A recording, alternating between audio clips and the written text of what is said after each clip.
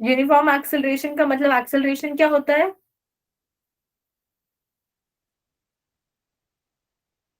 Constant. Constant होता है, correct. Acceleration constant आ गया। और अगर मैं बोल रही हूँ कि वेलोसिटी कभी चेंज नहीं हो रही है, तो एक्सेलरेशन क्या होता है? जीरो। जीरो हो जाता है, करेक्ट। और ऐसे अगर पोजीशन कभी चेंज नहीं हो रही है तो वेलोसिटी क्या हो जाती है? जीरो। जीरो हो जाती है, ठीक है।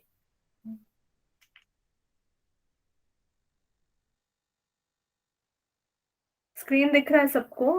प्लीज शेयर तो करा है मैंने।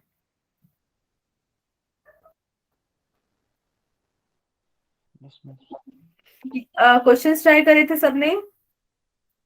Yes ma'am. Yes ma'am. तो आज हम इस क्वेश्चन से स्टार्ट करते हैं। यहाँ पे हमारे पास क्वेश्चन में बोला गया है, Vishnu is cycling in a straight line with velocity of 5 metre per second, then at time t equals to 0 a stiff wind blows, causing him to accelerate as seen in the diagram below. What is his cycling speed after the wind has blown for 9 seconds? मतलब यहाँ पे बोला गया है कि विष्णु एक straight line path पे जा रहा था और स्टार्टिंग में उसकी वेलोसिटी थी 5 मीटर पर सेकेंड, और हमारे पास जब टाइम 0 हुआ तब तक उसकी वेलोसिटी ऑलरेडी 5 थी। उसके बाद एक्सेलरेशन मिला उसे कुछ हवा के कारण, और वो एक्सेलरेशन के बाद अब हमें बताना है कि 9 सेकेंड्स जब हो चुके हैं तो कितनी वेलोसिटी हो गई। क्वेश्चन समझ आया सबको? Yes ma'am. Yes ma'am. अब मेरे को आप सोच के बताओ कि अगर एक्सेलरेशन और टाइम का ग्राफ है और मैं एरिया निकाल रही हूँ तो क्या मिलेगा? डिस्प्लेसमेंट। नहीं, डिस्प्लेसमेंट तो नहीं मिलेगा। Area, velocity. करेक्ट, वेलोसिटी मिलेगी। देखो हमारे पास अगर मैं एरिया इंटू टाइम करूंगी तो क्या हो जाएगा? कैलकुलेट करें सब लोग, velocity. Area into time velocity होएगा। एक्सेलरेशन होता है वेलोसिटी अपॉन टाइम, तो एरिया इंटू टाइम करा तो मेरे पास वेलोसिटी आ जाएगा। तो अगर मेरे पास एक्सेलरेशन और टाइम का ग्राफ है तो मैं अगर एरिया निकालूंगी तो मेरे को उससे वेलोसिटी मिलती है। अब जैसे वेलोसिटी टाइम ग्राफ में जब हम निकालते थे तो हमें मिलता था कितना डिस्प्लेसमेंट हो चुका है, ऐसे एक्सेलरेशन और टाइम के ग्राफ में हमें मिलता है कितनी वेलोसिटी चेंज हो चुकी है। ये बात समझ आई? Yes ma'am. Yes ma'am. Yes. तो हमारे पास यहाँ पे दो शेप बन रही है 9 सेकेंड्स तक, एक तो ट्रेपीजियम है और दूसरी ये ट्राइंगल है। तो पहले ट्रेपीजियम का एरिया निकालते हैं। मैं फॉर्मूला लिख देती हूँ फिर से, सब लोग कैलकुलेट करेंगे। हाफ इंटू हाइट और सम ऑफ पैरेलल साइड B1 और B2। तो कितना आएगा ट्रेपीजियम का एरिया? सब ट्राई करो एक बार।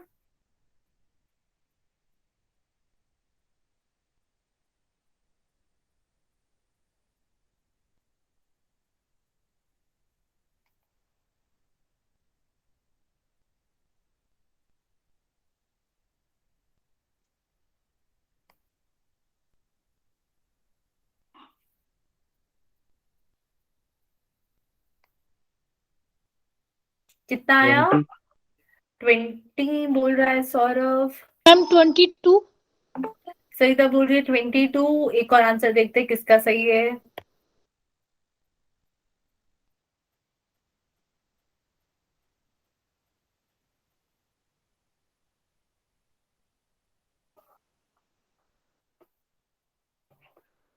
कहाँ गए सब लोग? कुलभूषण कह रहे हैं 17।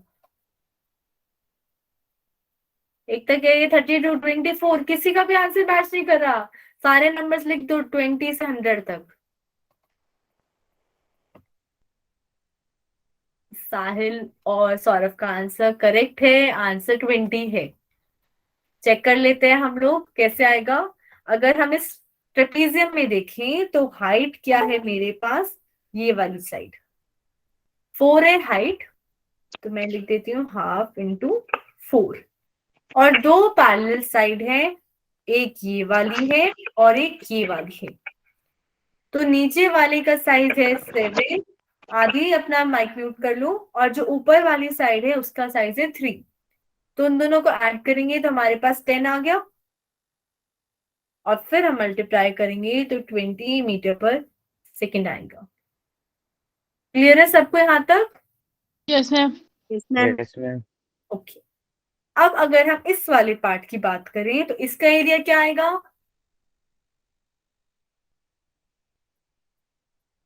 सौरभ आप आंसर नहीं करोगे।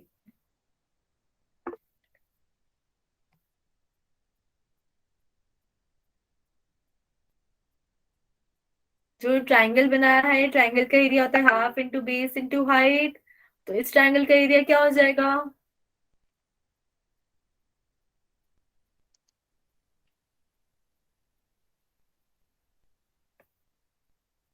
जिसका जो भी आंसर है वो बता सकता है।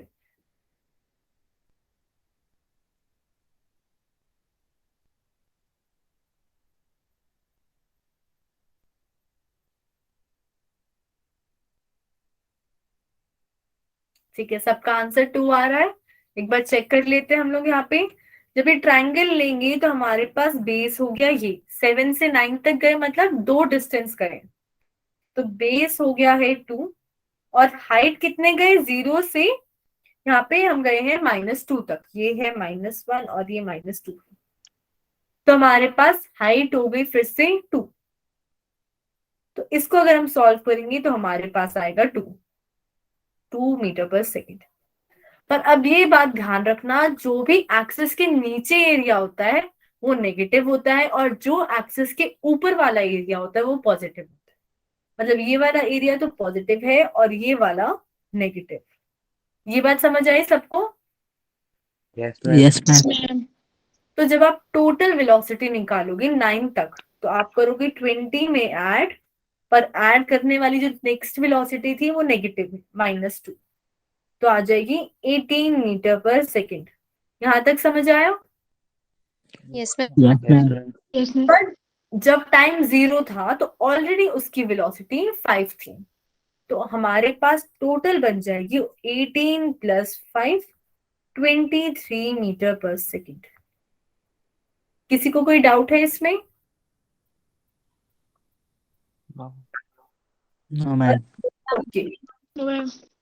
तो इसमें इंपॉर्टेंट पॉइंट यही था कि जो एरिया है ग्राफ के नीचे वो क्या हो जाएगा? नेगेटिव हो जाएगा, और जो ऊपर है वो पॉजिटिव ले। अब नेक्स्ट क्वेश्चन देखते हैं। हमारे पास है the position vector of a particle changes with time. मतलब पोजीशन का मतलब क्या क्या है यहाँ पे? डिस्टेंस और डिस्प्लेसमेंट, वो टाइम के साथ बदल रही है, और उसका हमें रिलेशन गिवन है 15t² i cap + 4 - 20t² j cap, और हमें बताना है magnitude of acceleration at time equals to 1। तो पहले बताओ, अगर हमें एक्सेलरेशन बताना है तो या तो हमारे पास वेलोसिटी होती, पर हमारे पास सिर्फ पोजीशन है, मतलब उसको अगर मैं x लिखूं तो वेलोसिटी कैसे निकाल सकते हैं? dx/dt. करेक्ट, वेलोसिटी को हम लिख सकते हैं dx/dt। किसी भी पर्टिकुलर टाइम पे जो वेलोसिटी होती है, इंस्टेंटेनियस वेलोसिटी, उसके लिए हम dx/dt कर सकते हैं। और जब हमारे पास वेलोसिटी आ जाएगी और एक्सेलरेशन चाहिए तो उसके लिए dv/dt कर सकते हैं। Yes, ma'am. Yes, ma'am. यहां तक किसी को डाउट तो नहीं है? No, ma'am. तो सबसे पहले हम वेलोसिटी निकालते हैं। तो हमारे पास था d/dt ऑफ पोजीशन, अब पूरी हो गई है 15t² i cap + 4 - 20t² j cap. तो जब आप यहाँ पे डेरिवेटिव करोगे तो याद रखना i कैप और j कैप को नहीं हटाना है, वो लगे रहेंगे। जैसे फर्स्ट टर्म है वो आ जाएगी d/dt ऑफ 15t² का डेरिवेटिव और साथ में i कैप लगा रहेगा, और सेकेंड टर्म से आएगा d/dt ऑफ 4 - 20t² और साथ में j कैप लगा रहेगा। क्लियर है सबको ये? Yes, ma'am. तो यहाँ से फर्स्ट पार्ट का डेरिवेटिव बताओ क्या आएगा? 30t i cap. 130 Ti cap. Correct, 30t i cap. ऐसे अगर फर्स्ट पार्ट का आ गया है तो सेकेंड पार्ट का बताओ। 40. -20. -40. t 40. j cap. Minus. -40 आएगा। ये पावर 2 थी तो 220 से मल्टीप्लाई हो गई -40 जे कैप, और क्योंकि इस 4 का डेरिवेटिव 0 हो गया, वो कांस्टेंट है। सबको समझ आया ये? Yes, ma'am. Yes, ma'am. अब यहाँ पे हमारे पास ये तो सिर्फ वेलोसिटी आई है, एक्सेलरेशन निकालने के लिए इसका फिर से डेरिवेटिव करना पड़ेगा। तो a equals to dv upon dt। अब बताओ इसकी वैल्यू क्या आएगी? 30 I cap minus 40 J cap. Correct, 30 I cap minus 40 J cap. तो एक्सेलरेशन का ये तो वो आ गई है टर्म्स वेक्टर में, पर अब हमें वैल्यू फाइंड करनी थी टाइम 1 पे। तो मैं 1 को कहाँ पुट करूं?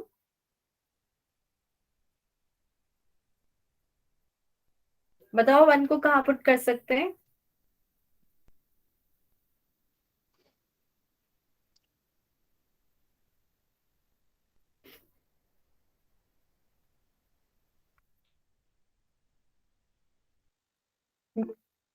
इन अबव इक्वेशन कौन सी वाली इक्वेशन में एक था?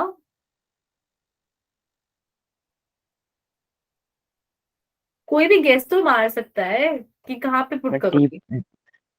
टी डालने की जरूरत नहीं हुई। टी क्या बोल रहे हो सौरभ? मैं टी की वैल्यू डालने की जरूरत नहीं हुई, टी ये तो है ही नहीं।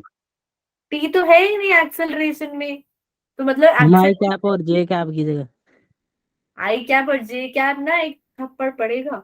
आई कैप और जे कैप यूनिट वेक्टर है, उनमें कौन कभी वैल्यू पुट करी है? No ma'am. आई कैप और जे कैप वेक्टर है, टी की वैल्यू तो टी की जगह ही पुट होती है। कुलभूषण कौन से इक्वेशन में?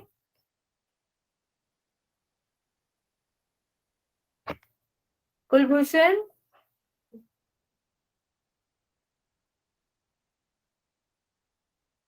हाँ उस वाली में, ठीक है मैं समझ गई, उस वाली में करना है, ठीक है, वेरी गुड।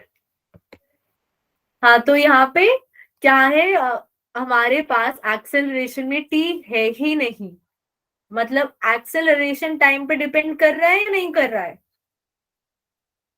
नहीं कर रहा है। नहीं कर रहा है। नहीं कर रहा है। एक्सेलरेशन टाइम पे डिपेंड नहीं कर रहा है, तो चाहे टाइम 1 हो 2 हो 3 हो, उसकी वैल्यू फिक्स है, ये जो यहाँ पे आई है।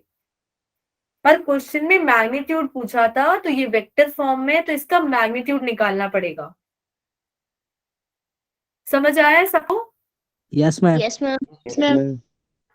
एकता और जो लोग आर में अगर वैल्यू पुट कर रहे थे पहले, आर में टाइम की जगह, तो वहां से अगर आप जैसे आपने वैल्यू पुट करी 1, तो आपके पास आएगा 15 प्लस -16 जे कैप। अगर ये वाला केस कर दिया तो इसका डेरिवेटिव फर्स्ट स्टेप में ही 0 हो जाएगा, दोनों कांस्टेंट हो गए, 15 भी और 16 भी।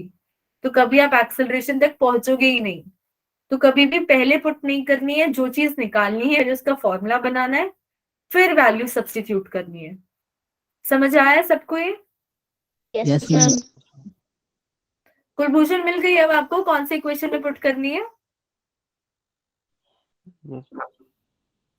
ओके, तो यहाँ पे एक्सेलरेशन का मैग्नीट्यूड बताओ, अब क्या आएगा कैलकुलेट करोगे जब?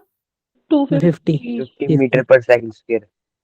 करेक्ट, सबका आंसर करेक्ट है, पर सरिता आप क्या बोल रहे हो? मैं भी 250 बोल रही हूँ। 250 तो आंसर नहीं है। 250 मीटर पर सेकंड स्क्वायर। हाँ बताओ मेरे को कैसा है 250 सरिता? मैम इसका मैग्नीट्यूड कैलकुलेट। हाँ मेरे को बताओ स्टेप वाइज, फिर मैं बताऊंगी कहाँ पे मिस्टेक कर रही हूँ। सबसे पहले क्या किया?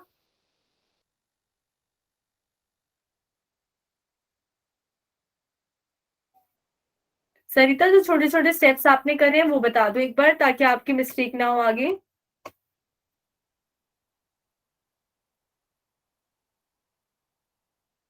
तो मैम मैंने इनका अंडरूट में इसके वो कर दिया है, स्क्वायर मतलब इनका स्क्वायर करके अंडरूट लगा दिया है ऊपर। 30 का स्क्वायर क्या हो जाएगा?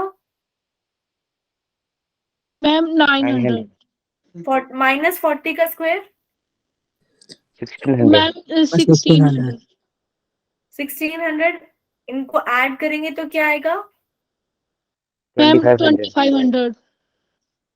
2500 का रूट 250 कैसे आया? मैम सॉरी मैम, मैंने सीधे कर दिया था। हाँ ठीक है, तो इसको अगर आप करोगे तो अब आप इसको दो पार्ट में ब्रेक कर सकते हैं, इन दो जीरोस को भी, एक 50 के साथ लगा दो और दूसरा भी 50 के साथ, तो अंडर रूट लोगे तो 50 मीटर पर, अब यूनिट क्या आएगी मीटर पर? क्या? Second square. Second Square. Square. ठीक है, समझ आया सबको? Yes ma'am. Yes, ma'am. Okay, तो कभी भी ना इसमें मत पुट करना आई जे के में, क्लियर है? Yes ma'am. वो फिक्स चीज है, वो वेक्टर डिनोट कर रहा है कि ये वेक्टर है, उसमें कभी किसी भी क्वेश्चन में कहीं पर भी आएगा उसमें वैल्यू कभी नहीं पुट करते। तो ये क्वेश्चन हाँ, तो यहाँ पे हमारे पास यूनिफॉर्म एक्सेलरेशन का ग्राफ है। यूनिफॉर्म एक्सेलरेशन का मतलब है वेलोसिटी सेम अमाउंट से चेंज हो रही है पूरे टाइम में, तो एक्सेलरेशन कभी भी नहीं बदल रहा है पूरे रास्ते में, क्या है कांस्टेंट है, चाहे टाइम 1 था या कुछ और हो गया। ये बात समझ आई? Yes, ma'am. Yes, ma'am. तो अगर हम इस ग्राफ से एरिया निकालेंगे तो y एक्सिस पे है मेरे पास एक्सेलरेशन, x एक्सिस पे हमारे पास टाइम जो चेंज हो रहा है वो वैल्यू, तो जैसे ही हम करेंगे हमारे पास आएगा a t2 minus t1 limit put करके। तो एक तरीके से जैसे हमारे पास वेलोसिटी दे रहा था, यहाँ पे वेलोसिटी दे रहा है बेसिकली फाइनल माइनस इनिशियल की वैल्यू, और एरिया क्योंकि हमारे पास मैग्नीट्यूड में आता है हमेशा, तो ये सिर्फ वेलोसिटी चेंज का मैग्नीट्यूड देता है, डायरेक्शन नहीं देता है। क्लियर है सबको ये point? Yes, ma'am. Yes ma'am.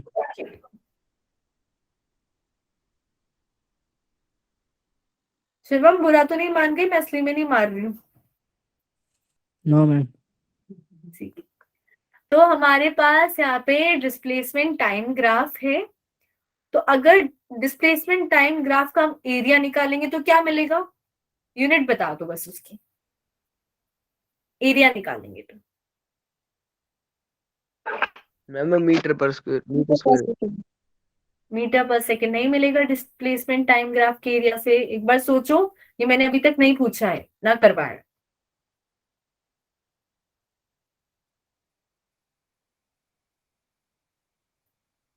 Velocity तो मिलेगी। नहीं, एरिया पूछ रही हूँ मैं। Second. Meter second. Metre second, देखो अगर हम एरिया निकाल रहे हैं तो इस वाली एक्सिस में टाइम हो गया और इस वाली एक्सिस में क्या है डिस्प्लेसमेंट मतलब मीटर, मीटर और सेकंड को मल्टीप्लाई करोगे तो क्या यूनिट आएगी? Metre second. Metre second. Meter second. समझ आया सबको क्या यूनिट आएगी? Yes, ma'am. और मीटर सेकंड नाम की कोई क्वांटिटी आपने सुनी है जिसकी यूनिट मीटर सेकंड हो? नहीं सुनी है ना अभी तक एज सच कोई इंपॉर्टेंट क्वांटिटी? No, ma'am. तो डिस्प्लेसमेंट टाइम ग्राफ का एरिया हम नहीं कैलकुलेट करते, उस समय कुछ नहीं मिलता इंपॉर्टेंट, पर अगर हम उसका स्लोप निकालेंगे तो जो देगा change of displacement upon change of time, उससे हमें वेलोसिटी मिलती है। क्लियर है ये सबको? Yes, Yes, ma'am. ma'am. Yes ma'am. अब सबसे पहले हमने लिए स्टेशनरी बॉडी। स्टेशनरी बॉडी का मतलब है उसकी पोजीशन क्या है? Rest. स्टेशनरी बॉडी की पोजीशन क्या होती है? राधा म्यूट कर मैम दो। रेस्ट। स्टेशनरी बॉडी का मतलब है बॉडी रेस्ट पे है, उसकी पोजीशन चेंज नहीं हो रही है। तो चाहे टाइम कोई भी वैल्यू हो, अगर फॉर एग्जांपल वो 5 मीटर पे था तो पूरे टाइम में ही उसकी वैल्यू सेम रह रही है, तो हमें एक कांस्टेंट ग्राफ मिल जाएगा जो टाइम के साथ वैल्यू नहीं बदल रहा है। क्लियर है फर्स्ट वाला ग्राफ? Yes, ma'am. ओके, फिर नेक्स्ट वाले ग्राफ पे आते हैं जिसमें हमारे पास बॉडी मूव कर रही है कांस्टेंट वेलोसिटी से। कांस्टेंट वेलोसिटी का मतलब है डिस्प्लेसमेंट टाइम ग्राफ्स के स्लोप से हमें वेलोसिटी मिलती थी और वो स्लोप कभी नहीं बदलता है स्ट्रेट लाइन में, और इस ग्राफ में जितना भी अगर टाइम चेंज करें तो उतनी ही हर बार डिस्प्लेसमेंट चेंज होगा। मतलब अगर 10 सेकेंड में 10 मीटर हो रहा है तो अगली 10 सेकेंड में भी 10 ही मीटर होगा, हमारे पास कांस्टेंट वेलोसिटी आ जाएगी। क्लियर है सबको ये? Yes Yes, ma'am. ओके, फिर हमारे पास है कांस्टेंट एक्सेलरेशन। कांस्टेंट एक्सेलरेशन का ग्राफ पैराबोलिक बनता है और इसकी एक्सप्लेनेशन आप ऐसे भी समझ सकते हो कि s equals to ut plus half at square होता है। तो अगर हमारे पास एक्सेलरेशन है तो डिस्टेंस मतलब ये डिस्प्लेसमेंट मतलब ये s और टाइम क्वाड्रेटिक रिलेशन आता है। s डिपेंड कर रहा है टाइम की पावर 2 पे, ये समझ आ रहा है सबको? Yes Yes, ma'am. ma'am. यहाँ पे टाइम की पावर 2 है और यहाँ पे डिस्प्लेसमेंट है, और ऐसे केस में हमारा पैराबोलिक ग्राफ बनता है, तो हमने यहाँ पैराबोला बनाया। हम टाइम को नेगेटिव नहीं लेते इसलिए हमने नेगेटिव साइड वाला पैराबोला नहीं बनाया। फिर रिटार्डेशन क्या होता है, किसी को पता है? Negative acceleration. नेगेटिव एक्सेलरेशन, जब हमारा एक्सेलरेशन ऐसा है कि वो चाह रहा है स्पीड कम होती जाए कम होती जाए, तो उस केस में क्या है, हमारे पास ये टाइप ग्राफ मिलता है जिसमें इनिशियली तो हमारा डिस्प्लेसमेंट इंक्रीज कर रहा था, पर फिर क्या हुआ, वो एक कांस्टेंट वैल्यू पे आ रहा है, मतलब हमारी जो वेलोसिटी है वो नहीं बढ़ रही है, वो कम होती गई। क्लियर है सबको ये? Yes ma'am. Yes Yes, ma'am. ma'am. अब ये लास्ट वाला केस है हमारे पास, जो हमारे पास बॉडी इनफाइनाइट वेलोसिटी से है। इनफाइनाइट वेलोसिटी का मतलब क्या है, एक ही सेकेंड में उसने इन्फिनिटी डिस्टेंस कर लिया, मतलब टाइम सेम रखा है और उसका डिस्प्लेसमेंट बढ़ता जा रहा है। तो क्या ये पॉसिबल है वैसे एक्चुअली में? ये पॉसिबल नहीं है कि मान लो कि 8 बज रहे हैं और आपने पूरी इंडिया का चक्कर लगा लिया, ये बिल्कुल पॉसिबल नहीं है। अगर हमारी डिस्प्लेसमेंट हो रही है तो कुछ टाइम भी चेंज होगा। किसी को डिस्प्लेसमेंट और टाइम की किसी भी ग्राफ में डाउट है यहाँ पे? जी में पॉसिबल है मैम, हाँ जी में पॉसिबल है। थर्ड वाला एक्सप्लेन कर देना। थर्ड वाले में हमारे पास देखो कांस्टेंट एक्सेलरेशन आ रहा है, तो कांस्टेंट एक्सेलरेशन में अगर ये वाली इक्वेशन लिखूं मैं मोशन वाली, तो हमारे पास क्या है, एस्केप वेलोसिटी देखे, ठीक है, एस्केप वेलोसिटी क्या होती है? 11.2 मीटर पर किलोमीटर पर सेकेंड। अच्छा, आपने वैल्यू याद कर रखी है अर्थ की, मैं ये नहीं पूछ रही थी। वो सौरभ बोल रहा है कि हमारे पास इनफाइनाइट वेलोसिटी हो सकती है एस्केप में, एस्केप वेलोसिटी की जब बात कर रहे हैं। एस्केप वेलोसिटी की भी वैल्यू इनफाइनाइट थोड़ी होती है सौरभ। सरिता आप यहाँ पे देखो, हमने यहाँ पे बताया कि अगर मैं ये इक्वेशन पता है ना Sarita, S equal to UT plus half AT square, yes ma'am. Yes ma'am. तो अगर हमारे पास एक्सेलरेशन है मतलब ये वाली टर्म एग्जिस्ट करती है, तो ये वाली टर्म एग्जिस्ट करती है, तो डिस्प्लेसमेंट और टाइम वाली क्वाड्रेटिक इक्वेशन बन रही है। डिस्प्लेसमेंट टाइम की सेकंड पावर पे डिपेंड कर रहा है, तो उस केस में हमें पैराबोलिक ग्राफ मिलता था, मैंने बताया था मैथमेटिकल टूल्स में, याद आया? Yes ma'am. और क्योंकि टाइम नेगेटिव नहीं होता है, हम इस साइड का ड्रॉ नहीं करते, हम सिर्फ राइट साइड का ड्रॉ करते हैं। क्लियर है Sarita? Yes ma'am. Ma'am fourth वाला भी एक बार। फोर्थ वाले में क्या हो रहा है, हम टाइम बढ़ा रहे हैं, तो इनिशियली तो हमारा डिस्प्लेसमेंट बढ़ रहा था, पर रिटार्डेशन थी, तो इसका मतलब हमारी वेलोसिटी धीरे धीरे धीरे धीरे कम होती जा रही है। रिटार्डेशन का मतलब है नेगेटिव एक्सेलरेशन, जो हमारी वेलोसिटी कम कर रहा है। वेलोसिटी कम कर रहा है तो मतलब क्या हो रहा है, हमारी डिस्प्लेसमेंट भी धीरे धीरे कम होती जा रही है, तो उसका ग्राफ ये बनता है। क्लियर है सरिता? Yes ma'am. और किसी को डाउट है? नहीं मैम। ओके, तो अब हम आगे चलते हैं। तो फिर हमारे पास है यहाँ पे, एक सेकंड,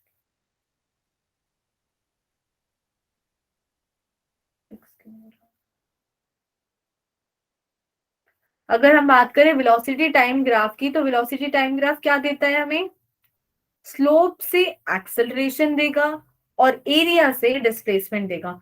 कभी भूल भी जाओ तो एरिया के लिए मल्टीप्लाई कर दो जिस चीजों का ग्राफ है, स्लोप के लिए उन दोनों को आपस में डिवाइड कर दो, तो मल्टीप्लाई करने से हमें वो क्वांटिटी मिल जाएगी। जैसे यहाँ पर डिस्प्लेसमेंट मिल रहा है, वेलोसिटी और टाइम को मल्टीप्लाई करके डिवाइड करा तो हमें एक्सेलरेशन मिल रहा है। अब इसके लिए भी वो सारे ग्राफ देखते हैं। जैसे अगर फर्स्ट ग्राफ है, अगर हमारा जो पार्टिकल है या कोई भी बॉडी है वो कांस्टेंट वेलोसिटी से मूव कर, कि टाइम बदलता जा रहा है पर उसकी वेलोसिटी सेम रह रही है। फिर दूसरा ग्राफ है कि हमारे पास कांस्टेंट एक्सेलरेशन मिल रहा है और जीरो इनिशियल वेलोसिटी, मतलब जब टाइम जीरो था तो वेलोसिटी जीरो, और हर टाइम इंटरवल में वेलोसिटी बराबर अमाउंट से चेंज हो रही है, मतलब स्लोप कांस्टेंट और एक्सेलरेशन भी कांस्टेंट। स्ट्रेट लाइन ग्राफ मिलता है। क्लियर है सबको ये दोनों ग्राफ? Yes ma'am. अब थर्ड वाला ग्राफ क्या है, हमारी बॉडी मूव कर रही है कांस्टेंट रिटार्डेशन से। रिटार्डेशन में हमारी वेलोसिटी कम होती जा रही है, पर कंडीशन क्या है, स्टार्टिंग वाली वेलोसिटी जीरो नहीं है, मतलब एक्चुअली में भी हमारी कुछ वेलोसिटी थी 10, उससे कम होती जा रही है, 10, 9, 8, 7 जो भी वैल्यू। फोर्थ वाले पार्ट में क्या है, हमारा रिटार्डेशन तो हो रहा है, मतलब वेलोसिटी कम होती जा रही है, पर स्टार्टिंग में हमारी वेलोसिटी जीरो थी, तो अब वो नेगेटिव वैल्यू लेके दी जा रही है। जैसे जीरो थी तो उसके बाद हो जाएगी 0, -2, -3 एंड सो। फिर हमारे पास नेक्स्ट ग्राफ है मूविंग विद इंक्रीजिंग एक्सेलरेशन, मतलब धीरे धीरे क्या हो रहा है, एक्सेलरेशन बढ़ता जा रहा है। कांस्टेंट एक्सेलरेशन में स्ट्रेट लाइन आ रहा था, पर इस केस में क्या हो रहा है, एक्सेलरेशन इंक्रीज होता जा रहा है। फिर अगर एक्सेलरेशन डिक्रीज होगा तो जो वेलोसिटी है वो क्या होगी, नेगेटिव नहीं होगी वेलोसिटी, पर वो थोड़ी कम हो जाएगी पहले के कंपैरिजन। अच्छा, रिटार्डेशन और डिक्रीजिंग एक्सेलरेशन में क्या फर्क है, कोई बता सकता है? रिटार्डेशन और डिक्रीजिंग एक्सेलरेशन में? रिटार्डेशन एक्सेलरेशन नेगेटिव होती है। रिटार्डेशन में एक्सेलरेशन उल्टी होती है और डिक्रीजिंग एक्सेलरेशन में मैम एक्सेलरेशन नेगेटिव होती है। कम होती है लेकिन नेगेटिव नहीं होती है। करेक्ट, मतलब रिटार्डेशन चाह रहा है वेलोसिटी को और कम करता जाऊं, डिक्रीजिंग एक्सेलरेशन में क्या है, एक्सेलरेशन चाहता है वेलोसिटी को बढ़ाए, पर वो उतना नहीं बढ़ा पाता जितनी ताकत से वो पहले बढ़ा पा रहा था। फर्क समझ आया दोनों में? Yes ma'am. जैसे ठीक, इन ग्राफ्स में किसी को डाउट है, कोई भी ग्राफ में? No ma'am.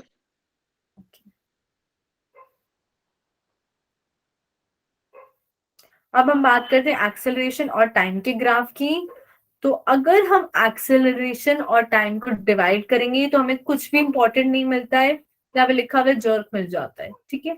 तो उसका भी हम स्लोप कैलकुलेट नहीं करते हैं, पर उसका अगर हम एरिया कैलकुलेट करेंगे तो एक्सेलरेशन इनटू टाइम से हमें वेलोसिटी मिलती है। तो यहाँ पे उसका ग्राफ देख लेते हैं। सबसे पहले है when a object is moving with constant acceleration, तो टाइम बदलता जा रहा है पर एक्सेलरेशन सेम है। फिर इंक्रीजिंग एक्सेलरेशन, तो टाइम के साथ एक्सेलरेशन बढ़ता जा रहा है।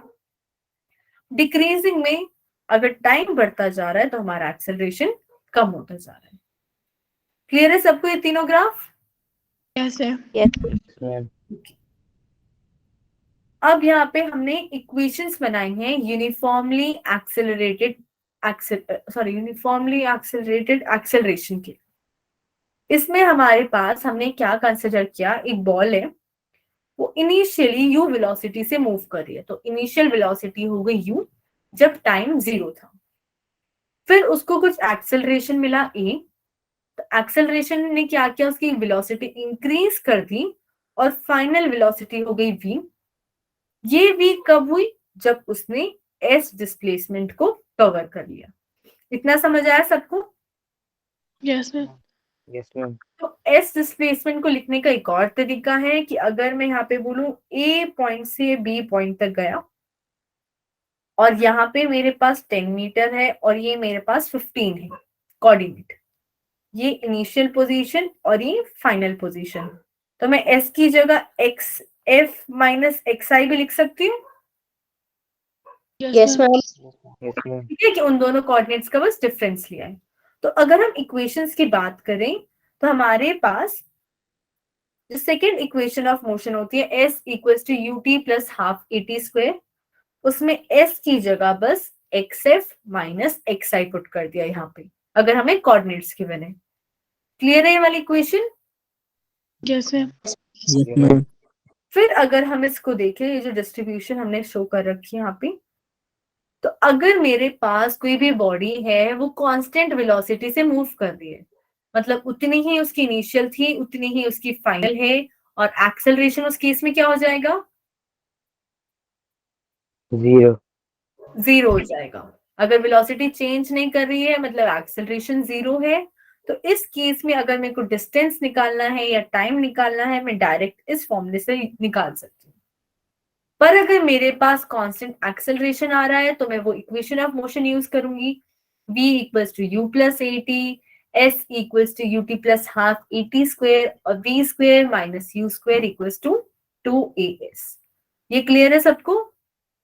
Yes, yes ma'am. Sir. yes ma'am अब अगर मेरे पास ऐसा एक्सेलरेशन है जैसे a इक्वल्स टू at, मतलब ऐसा एक्सेलरेशन जो टाइम पे डिपेंड कर रहा है, तो हम इन इक्वेशंस को यूज करके नहीं निकाल सकते वैल्यू। उस केस में हमें डेरिवेटिव और इंटीग्रेशन की मदद लेनी पड़ेगी।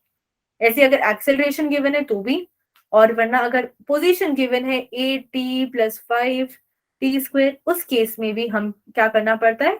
कैलकुलस का यूज करना पड़ेगा, डायरेक्ट आप फॉर्मूले से नहीं निकाल सकते हो। समझ आ गया सबको ये?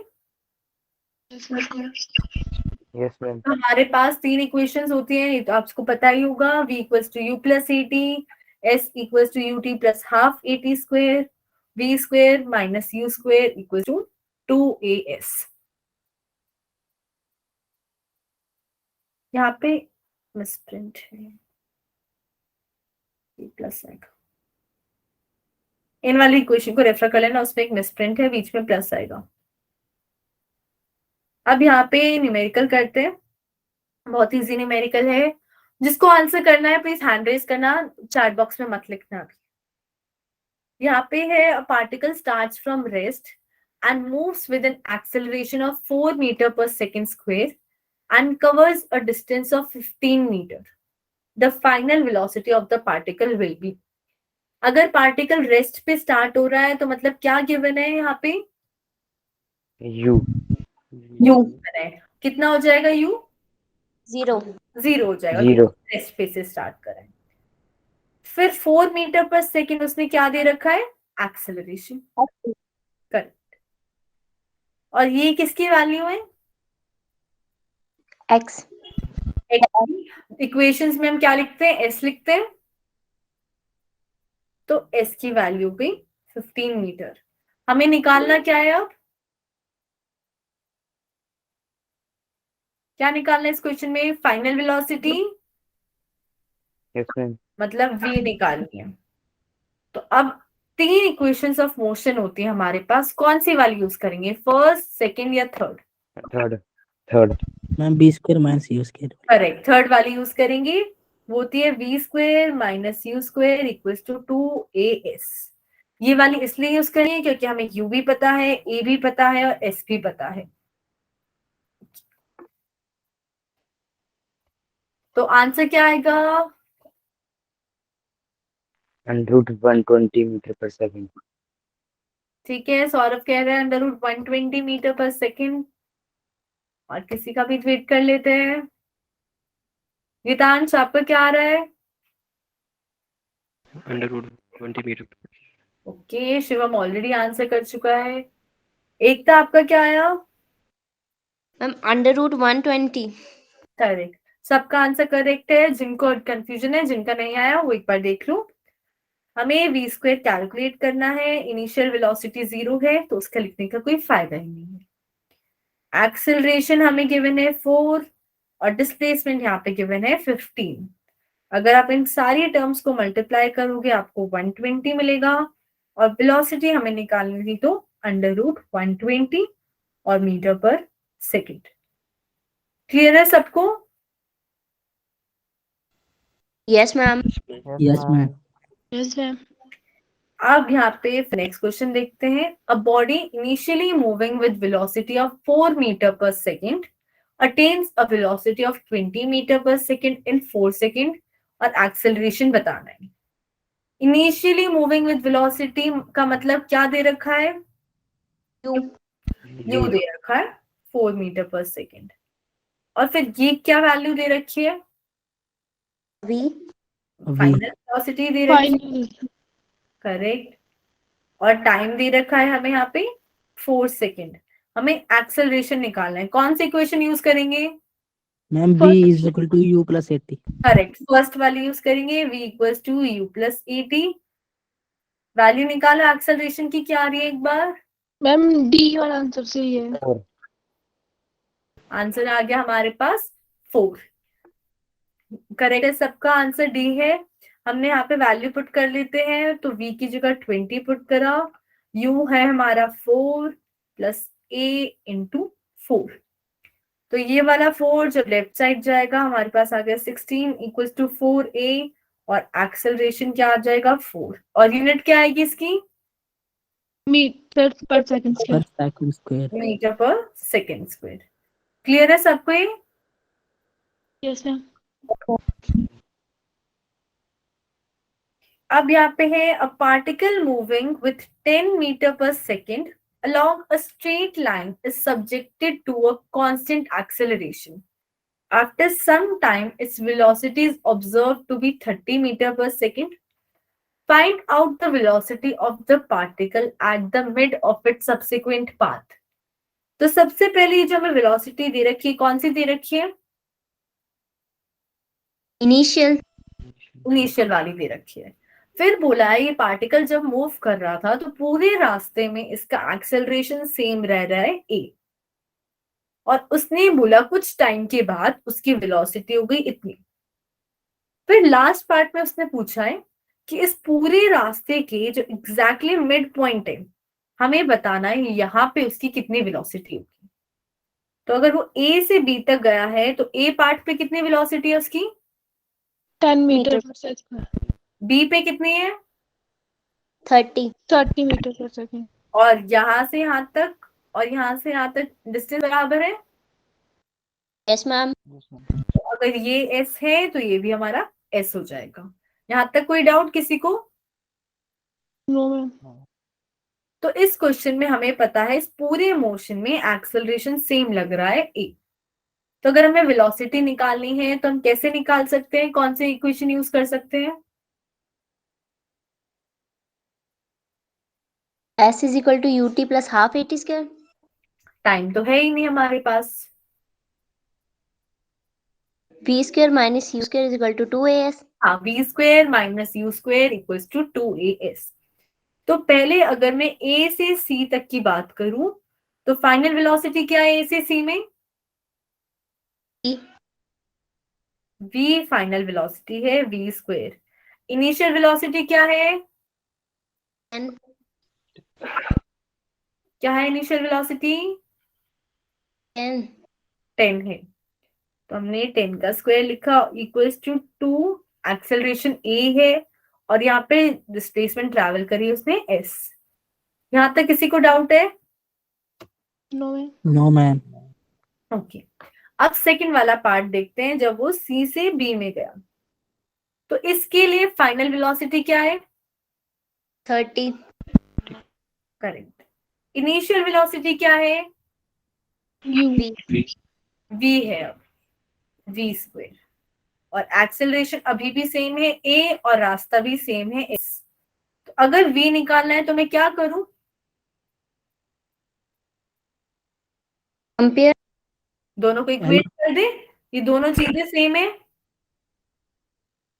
ma'am तो हमारे पास आएगा v square minus 10 square equal to 30 square minus v square. तो कैलकुलेट करो क्या आ रही है वैल्यू v की?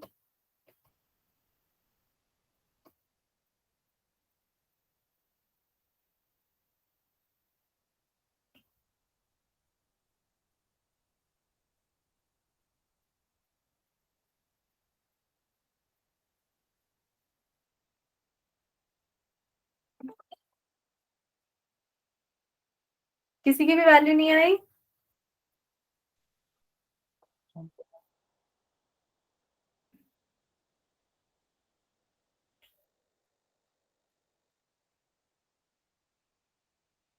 मैम √500। √500 आंसर करेक्ट है। जिसका आंसर √500 आ रहा है चेक कर लेते हैं एक बार। यहाँ पे हमारे पास ये v स्क्वायर जब लेफ्ट साइड जाएगा पॉजिटिव हो जाएगा तो 2v स्क्वायर।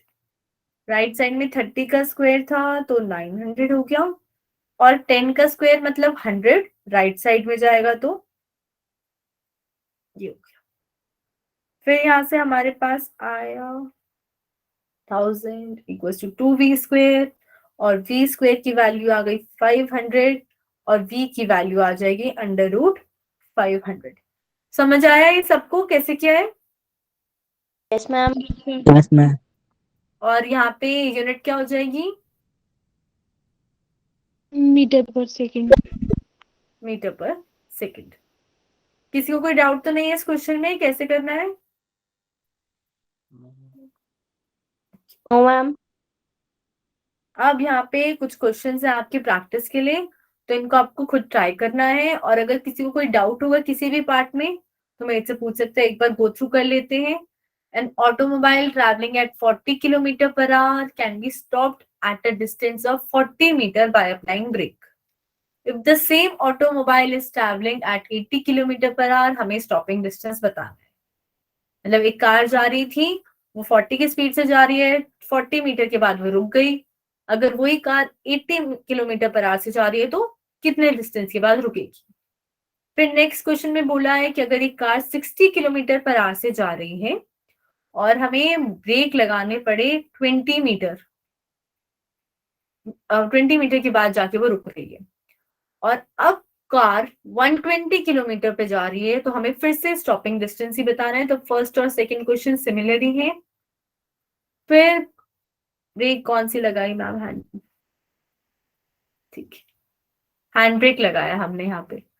यहाँ पे थर्ड वाले में हमारे पास है बॉल रिलीज करी हमने एक टावर से, और टावर है हाइट h मीटर का, और अब अगर हमें t सेकेंड्स लग रहे ग्राउंड में तो हमें बताना है पोजीशन बॉल की जब टाइम t/3 सेकेंड था। तो टाइम दे रखा है, हाइट दे रखी है, और इनिशियल वेलोसिटी भी हमें इस केस में पता है।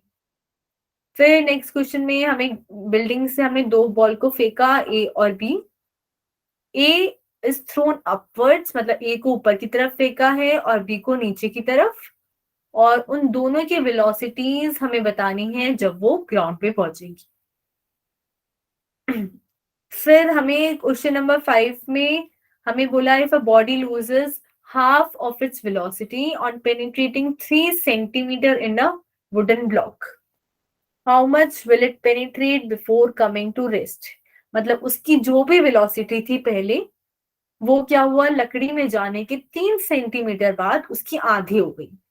तो अब हमें बताना है और कितना आगे जाएगा वो जब तक कि उसकी वेलोसिटी 0 ना हो जाए। क्वेश्चन नंबर 6 में बोला है a particle has an initial velocity and acceleration ये, और हमें स्पीड बताना है। तो वेलोसिटी है, एक्सेलरेशन है, और स्पीड 10 सेकेंड्स के बाद बताना है। तो स्पीड के लिए इनिशियल एक्सेलरेशन, सॉरी हम यहाँ पे अब ध्यान से देखो, वेलोसिटी में भी वेक्टर लगा हुआ है, एक्सेलरेशन में भी वेक्टर। तो आप फाइनल वेलोसिटी निकालोगे 10 सेकेंड्स पे, वो भी वेक्टर की टर्म्स में ही आएगी, और फिर उसका मैग्नीट्यूड निकालोगी। समझ आया है सबको? क्वेश्चन नंबर 6 में क्या ट्रिक है? Yes ma'am. ठीक है, तो ये वाले क्वेश्चंस आपको एक बार ट्राई करने हैं। इनकेस डाउट होगा तो आप मेरे को व्हाट्सएप भी कर सकते हो, और यहाँ पे सॉल्यूशंस भी आपके लिए अटैच्ड है रेफरेंस के लिए। फिर यहाँ पे अगर हम बात करें रिलेटिव वेलोसिटी और एक्सेलरेशन की, तो जैसे हम बोल रहे थे रिलेटिव वेलोसिटी वही चीज है कि अगर आप देखने वाला बदल दो तो हमारे पास वेलोसिटी बदल जाती है। जैसे अगर आप मान लो यहाँ पे कार में जा रहे हो, हाँ ये वाला केस लेते हैं, आप यहाँ पे इस कार में जा रहे हो और आपके सामने एक कार जा रही है, और ये जा रही है 40 की स्पीड से और आपकी कार जा रही है 20 की स्पीड से। ठीक है, तो आप क्या बोलोगे, आगे वाली आपसे तेज जा रही है 20 की स्पीड से, ऐसे ही बोलोगे? Yes ma'am. ठीक है, मतलब अगर आपकी कार रुकी हुई होती तो आप बोलते 40 की स्पीड से जा रही है, पर क्योंकि आप भी चल रहे हो तो आप बोल रहे हो आगे वाली जो कार है वो मेरे से 20 की स्पीड से जा रही है। मतलब आप जो वेलोसिटी बता रहे हो अपनी कार से कनेक्ट करके फिर बता रही हो। ये बात समझ आई? Yes ma'am. वहीं जब आप जाते हो, फॉर एग्जाम्पल एक कार में आप जा रहे हो ऐसे और एक कार उधर से ऐसे आ रही है, तो अगर आपकी स्पीड 50 है और इसकी भी स्पीड 50 है तो आपको लगता है कि ये वाली कार तो बहुत तेज से गई है। ऐसा लगता है हमें कि साइड से तो कार बहुत तेज से गई है, ताकि वो एक्चुअली में जा ना रही उतनी तेज से। ऐसा लगता है या नहीं लगता है? Yes ma'am. लगता है। वो इसलिए लगता है क्योंकि वो जब अपोजिट डायरेक्शन में जा रही है तो आप भी उससे उतना ही तेज दूर भागना चाह रहे हो जितना वो आपसे दूर भागना चाह रही है, तो आपके वेलोसिटीज ऐड हो जाती है उस केस में।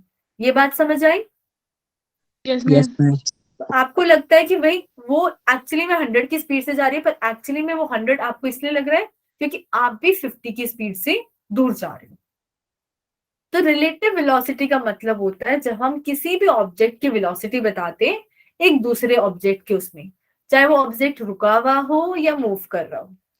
जैसे यहाँ पे अगर ये स्टेशनरी पर्सन है वो वेलोसिटी बताएगा तो वो फिक्स बताएगा कि अगर ये 20 की स्पीड से जा रहा है और ये 40 की स्पीड से, तो ये स्टेशनरी वाला बंदा बोलेगा कि ये भाई 20 की स्पीड से मेरे सामने जा रहा है और ये 40 की स्पीड से अपोजिट डायरेक्शन में आ रहा है। ये बात समझ आई? Yes ma'am. Yes ma'am. पर जब आप इसी की वेलोसिटी बी वाले की सी के रिस्पेक्ट में बताओगे तो वो बदल जाएगी। तो जब भी हम वेलोसिटी निकालते हैं, रिलेटिव वेलोसिटी, अगर आप यहाँ पे देखो तो हमारे पास ये जो पूरा डिस्टेंस है यहां से लेके यहां तक, वो इन दोनों पार्ट्स का टोटल है। तो अगर मैं इनके लिए वेलोसिटी निकालूं उसके लिए मैं क्या करती हूँ, इस पूरी इक्वेशन में टाइम से डेरिवेट। तो जैसे ही टाइम से डेरिवेट किया तो जहां जहां पोजीशन थी अब वहां वहां वेलोसिटी आ गई उस पार्ट की, तो टोटल वेलोसिटी उन दोनों को ऐड करके बनी। ऐसे ही अगर मैं बात करूं इस इक्वेशन को फिर से डेरिवेट करने की तो मेरे पास आ जाएंगे एक्सेलरेशन। ये बात समझ आई है सबको? Yes ma'am. हमारे पास फिर एक्सेलरेशन आ जाएगा। अब ये x इन सबके नीचे लिखा हुआ है x c a b a, वो सब क्या है? उसका मतलब क्या है? Position of c with respect to a। मतलब a को क्या लग रहा है c की पोजीशन क्या है। जैसे यहाँ पे जो अगर डायग्राम में अगर आप ध्यान से देखो यहाँ पे b है यहाँ पे, और अब x भी a लिखा हुआ है, मतलब b की पोजीशन a वाली जगह पे जो है उसके हिसाब से क्या है। ऐसे ही अगर VC लिखा हुआ है VCA, तो C वाले की वेलोसिटी A के हिसाब से क्या है। ये बात समझ आई सबको क्या बोल रही हूं मैं? Yes ma'am. बाकी लोगों को आ रही है ना? Yes ma'am. ये चीज आपको वैसे यूज नहीं होगी, बस समझाने के लिए हमने ले रखी है यहाँ पे। यूज के लिए आपको ये फॉर्मूला होगा जो नीचे लिखा हुआ है, इसमें बस ये एक्सप्लेन करा है कि जो छोटे छोटे पार्ट है उनका मतलब क्या है। कि अगर मैं इस C वाले की वेलोसिटी निकाल रही हूँ A वाले की टर्म्स में, तो मैं क्या कर सकती हूँ, B वाले की निकाल सकती हूँ A वाले की टर्म्स में, और C वाले की निकाल सकती हूँ B वाले की टर्म्स में। ये जब आप रिलेटिविटी पढ़ोगे, रिलेटिविटी थ्योरी तब काम आएगा अगर आप आगे पढ़ते हो फिजिक्स में, तो उसमें। तो अगर मैं यहाँ पे बात करूं रिलेटिव वेलोसिटी की, तो आप सिंपल सा फॉर्मूला क्या बताओगी? रिलेटिव वेलोसिटी जब भी हम निकालते हैं दो चीजों की, अगर हमें ए की निकालनी है बी के हिसाब से, तो ए में से बी की वैल्यू सब्ट्रैक्ट करनी है, और बी की निकालनी है ए के रिस्पेक्ट में, तो बी में से ए को माइनस कर दो। जैसे अगर आपने कोई चीज खरीदी है वो 40 रुपीज की है, और आपने एक और चीज खरीदी, मतलब मान लेते आपने चॉकलेट खरीदी है 40 की, और आपने फिर एक चिप्स का पैकेट खरीदा 20 का, तो अब मैं बता रही हूँ चॉकलेट का रेट चिप्स से कितना महंगा है? 20। 20। करेक्ट। और अगर मैं आपसे पूछूं चिप्स चॉकलेट से कितना सस्ता है? 20। -20। Yes ma'am. -20 हो जाएगा, तब आपने चिप्स वाले में से चॉकलेट को माइनस किया, और पहले वाले केस में चॉकलेट में से चिप्स को माइनस किया। ये बात समझ आई? Yes ma'am. Yes, ma'am. ठीक है, तो हमारे पास रिलेटिव वेलोसिटी का फॉर्मूला आता है दोनों को सब्ट्रैक्ट करके। अब जब आप सब्ट्रैक्ट करते हो ना, तो यहाँ आपको डायरेक्शंस भी लेनी पड़ेगी। तो फॉर एग्जाम्पल अगर मैं यहाँ पे एक्सप्लेन करूं आपको, अगर आपके पास आप राइट साइड में जा रहे हो किसी वेलोसिटी 10 से, और आपका कोई फ्रेंड अपोजिट डायरेक्शन में जा रहा है वेलोसिटी 20 से, और आप मान रहे हो कि राइट साइड वाली पॉजिटिव वेलोसिटी है और तो दूसरी वाली साइड नेगेटिव हो जाएगी, ये नेगेटिव वेलोसिटी है। और अब आप अपनी वेलोसिटी बता रहे हो with respect to B, V A B, तो किस में से माइनस करूंगी मैं किसको? ए में से बी को माइनस करेंगे, से बी को। ए में से बी को माइनस करेंगे। अब जब आप ये माइनस करोगे तो ए की तो वैल्यू 10 है और बी की वैल्यू क्या है यहाँ पे? -20। -20। तो यहाँ पे इंपॉर्टेंट है कि अगर आपने डायरेक्शन अपोजिट हो गई तो आपको उसके साथ माइनस साइन लगाना पड़ेगा। तो टोटल कितनी आ गई वेलोसिटी? 30। 30। तो आप क्या बोलोगे? ए बी से 30 की स्पीड से जा रहा है, मतलब बी को क्या लगेगा? ए में से 30 की स्पीड से अपोजिट डायरेक्शन में जा रहा है, जबकि एक्चुअली में तो वो 10 की स्पीड से जा रहा था। ये बात समझ आई सबको? Yes ma'am. Yes, ma'am. और कितने लोगों को समझ आई सच्ची में बताओ?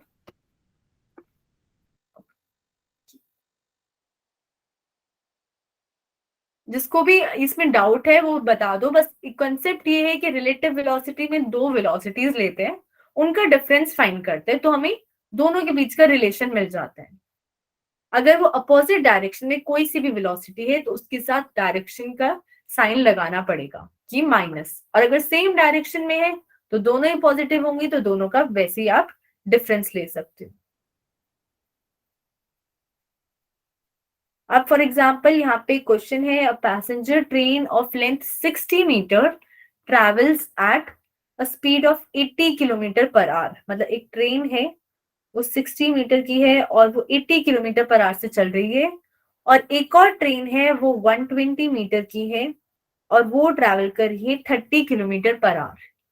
हमें बताना है the ratio of time taken by the passenger train to completely cross the freight train when they are moving in the same direction। तो ये तो लंबा क्वेश्चन हो गया, ये आज आई थिंक पूरा नहीं हो पाएगा। मैं आपको क्वेश्चन का वैसे एसेंस समझा देती हूँ। हमें टाइम बताना है कि जो छोटी वाली ट्रेन है 60 मीटर वाली, इसको कितना टाइम लगेगा इस बड़ी वाली को पार करने में, जब ये दोनों के दोनों सेम डायरेक्शन से जा रहे हैं। ये बात समझ आई है सबको? Yes ma'am.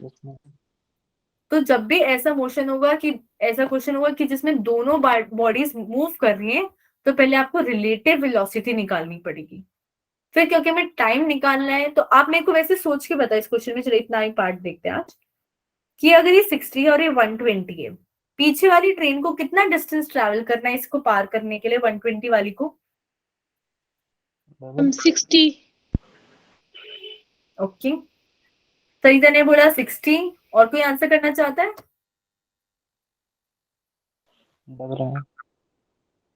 कुलभूषण कह रहा है 120।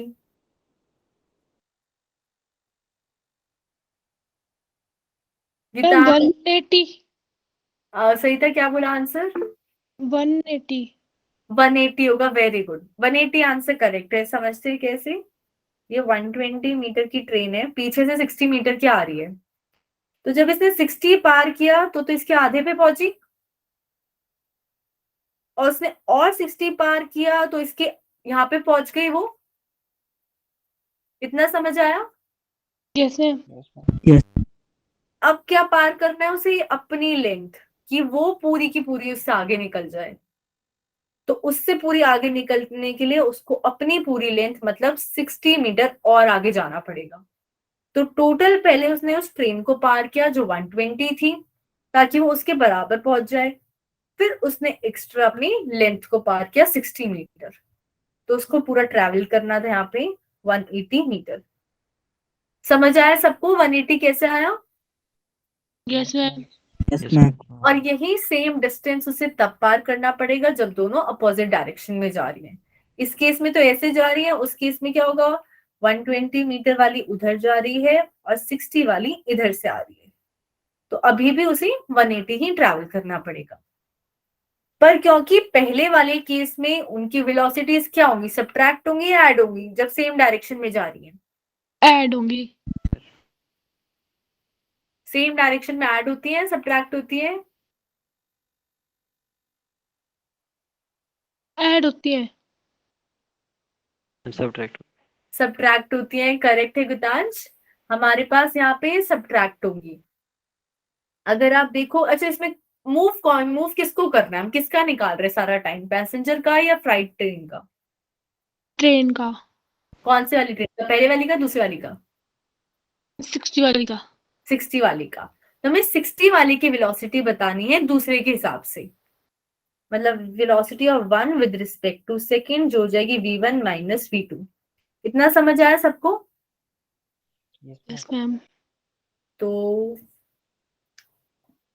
अगर हमारे पास जो पहले वाला केस है तो हमारे पास दोनों सेम डायरेक्शन में है, तो ये भी पॉजिटिव है, ये भी पॉजिटिव है। पर दूसरे वाले केस में v21 में ये दोनों अपोजिट डायरेक्शन में हो जाएंगी, तो v1 तो अगर पॉजिटिव है तो हमारे पास यहाँ पे प्लस v2 आ जाएगा ना, अपोजिट डायरेक्शन के कारण। Yes ma'am. Yes ma'am. ठीक है, तो फर्स्ट वाले केस में टोटल वेलोसिटी उनको सब्ट्रैक्ट करके आएगी, सेकंड वाले में ऐड करके आएगी। इस क्वेश्चन को हम कंटिन्यू करेंगे, मैं आपको होमवर्क के लिए नहीं दे रही हूँ, जिसको ट्राई करना है वो ट्राई कर सकता है, क्योंकि काफी स्टूडेंट्स छोड़ने लग गए हैं और लेट भी हो गए। तो ये वाला क्वेश्चन जब हम नेक्स्ट क्लास लेंगे तब कंटिन्यू करेंगे, ठीक है? Yes ma'am. Yes ma'am. अब आप लोग लीव कर सकते हो, किसी को डाउट है तो वो पूछ सकता है। हाँ, आप काफी दिन से एब्सेंट थे कुलभूषण, मैंने नोटिस किया, मैं तभी कुछ नहीं बोल रही हूँ आपको, इट्स ओके। पर आई होप कि आप पढ़ भी रहे थे, है ना? Yes ma'am. Good night everyone. Good night ma'am. Good night, ma'am.